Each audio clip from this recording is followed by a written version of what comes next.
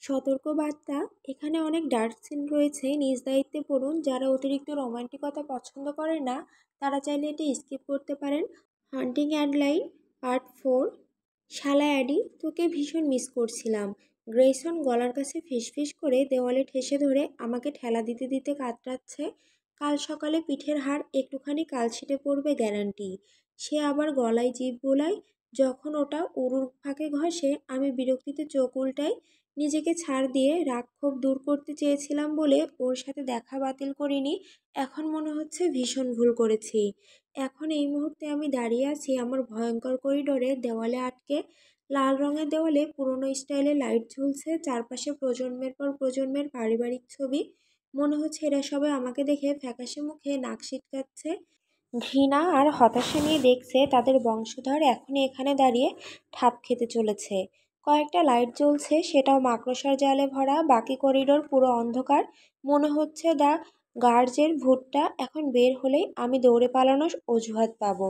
বিশ্বাস কর, ওর সামনে দৌড়ালে ওকে টেনে ফেলে রেখে পালাতাম, একটু দোষ হবে না। সে আমার কানে নোংরা কথা বলছে আর আমি উপরের লাইটের দিকে তাকিয়ে ভাবছি ও একবার বলেছিল মাকড়সা ভয় পায়। ভাবছি চুপে একটা মাকড়সা তুলে ওর জামার ভেতর ছেড়ে দিই কিনা। তাহলেই ও চিৎকার করে দৌড়ে পালাবে আর আর কোনোদিন আমার সাথে কথা বলবে না। Perfect plan. আমি যখন সত্যি সেটা করতে যাচ্ছি ও হঠাৎ সরে আসে। হাঁপাচ্ছে, মনে হচ্ছে আমার গলার সাথে প্রেম করতে করতে গলা যেন ওকে চুমু দিচ্ছে কিনা সেটা চেক করছিল। ওর তামাটে চুল এলোমেলো, আমার হাতেই এলোমেলো করেছি। ফর্সা গালে লালচে ছোপ পড়েছে। লাল চুলের অভিশাপ বেচারা। দেখতে দোষ নেই ছেলেটার, দারুণ হট, সুন্দর শরীর, দারুণ হাসি। কিন্তু দুর্ভাগ্য ও ভালো চোদন দিতে পারে না আর একদম বিরক্তকর গাধা। চল বেডরুমে যাই, আর দেরি করতে চাই না, এখনই তোকে চাই। ভেতরে ভেতরে আমি ক্রিঞ্জ করি, বাইরেও ক্রিঞ্জ করি। মুহূর্ত ঢাকার জন্য তাড়াতাড়ি জামা খুলে ফেলি। ছেলেটার মনোযোগ কুকুরের মতো, যেমন ভেবেছিলাম। জামা খোলা মাত্র স্তনের দিকে গেঁথে যায় চোখ।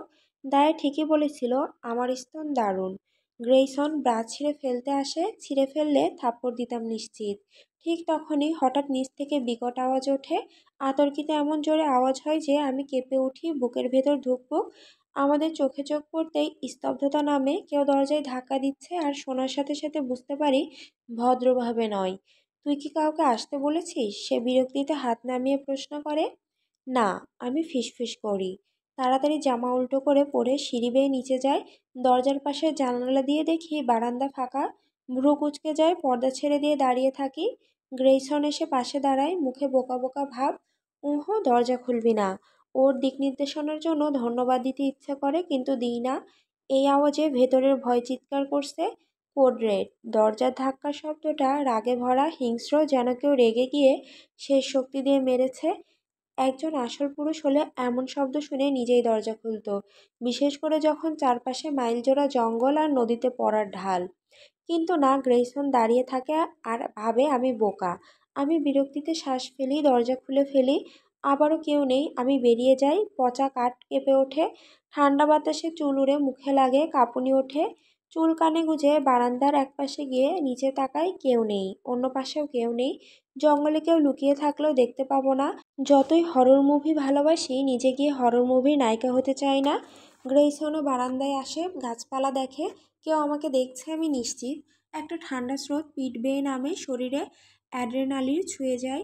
হরর মুভি দেখার সময় যেমন হয়, প্রথমে হৃৎপিণ্ডের ধড়াস ধড়াস, তারপর পেটের ভেতর ভারী লাগা, শেষে তলপেটে নামা অস্বস্তি লাগে। হাঁপাতে হাঁপাতে ঘরে ঢুকে সিঁড়ি বেয়ে উপরে উঠি। গ্রেইসনও আসে। ও যে হেঁটে আসতে আসতে জামা খুলছে। রুমে ঢুকে পুরো ন্যাংটো না হওয়া পর্যন্ত খেয়াল করি না। সিরিয়াসলি, দাঁতে দাঁত চেপে বলি, অসভ্য একটা। একটু আগে কে যেন দরজায় হুমড়ি খেয়ে ধাক্কা দিল, আর এই ছেলে তখনই আবার শুরুর জন্য রেডি। কি হলো? ও বিরক্ত হয়ে হাত মেলে দেয়। তুই কিছু শুনিসনি? দরজায় কে যেন ভয়ঙ্করভাবে ধাক্কা দিচ্ছিল। আমি এখন সেক্সের মুডে নেই। ভদ্রতা কোথায় গেল? একজন সাধারণ ছেলে জিজ্ঞাসা করতো আমি ঠিক আছি কিনা, অন্তত পরিস্থিতি বুঝতো। তুই সিরিয়াস? ওর বাদামি চোখ রাগে লাল। ওর চোখ যেমন বাজে, ব্যক্তিত্ব পারফরমেন্সও তেমন বাজে। ছেলেটার চোদনের স্টাইল এমন, মাছের বাজারে ন্যাংটো হয়ে শুয়ে থাকলে মাছের সাথে পাল্লা দেবে। হ্যাঁ, আমি সিরিয়াস। বিরক্ত হয়ে বলি। শালা অ্যাডি। ও গর্জায়, রাগে একটা মোজা তুলে পড়ে। দেখতে একটা গাধার মতো লাগে, শরীর পুরো ন্যাংটো, শুধু এক পায়ে মোজা। ওর আগে কাপড় গুটিয়ে নিতে নিতে হাঁটে, করিডোরের মাঝপথে এসে থামে, ঘুরে দাঁড়ায়। তুই একটা কুত্তি অ্যাডি, সবসময় ব্লু বলস দিয়ে রাখিস। আমি তোর আর এই ভুতুরে বাড়ির পেছনে আর সময় নষ্ট করব না। আঙুল উঁচিয়ে দেখাই। তুইও একটা গাধা, বের হয়ে যা। প্রথমে ওর চোখ বিস্ময়ে বড় হয়, তারপর রাগে লাল হয়ে যায়। ও ঘুরে দেওয়ালে ঘুষি মারে। ধাই, অর্ধেক হাত দেওয়ালের ভেতর ঢুকে যায়। আমি হাঁ করে তাকিয়ে থাকি। যেহেতু টোটটা পারছি না, তাই নিজের জন্য গর্ত করে নিলাম মাগি। এক মোজা পরে কাপড় হাতে নিয়ে বেরিয়ে যায়। তুই চোদনখোর গাধা। রাগে চিৎকার করি, দেওয়ালে ফাটলের দিকে তাকিয়ে থাকি। 1 মিনিট পর নিচ থেকে দরজায় ধাম শব্দ আসে। আমি মনে মনে চাই এই অদৃশ্য লোকটা যেন এখনো বাইরে থাকে, যেন এই গাধাটাকে এক মোজা পরে মেরে ফেলে। Diary, April 4, 1944। একটা অদ্ভুত লোক যেন আমার জানালার বাইরে যুদ্ধ শুরু করেছে। আমি জানি না সে কে বা সে আমার কাছে কী চাই, কিন্তু আমার বিশ্বাস সে আমাকে চেনে।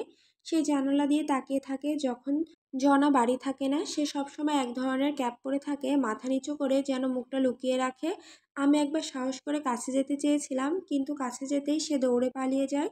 আমি এখনও জনকে কিছু বলিনি, কেন জানি না, মুখ ফুটে বলার সাহসই হয় না। যদি বলি, জন কিছুতেই চুপ করে বসে থাকবে না, তার শটগান নিয়ে বেরিয়ে পড়বে আর তাকে খুঁজে বের করার চেষ্টা করবে। আমি স্বীকার করছি আমি বেশি ভয় পাচ্ছি। যদি আমার স্বামী তাকে ধরতে পারে, তাহলে কি হতে পারে সেই ভয়েই। আমি খুব ভয় পেয়েছি এই অদ্ভুত লোকটার জন্য, কিন্তু ঈশ্বর জানে আমি অদ্ভুতভাবে মুগ্ধ হয়ে গেছি।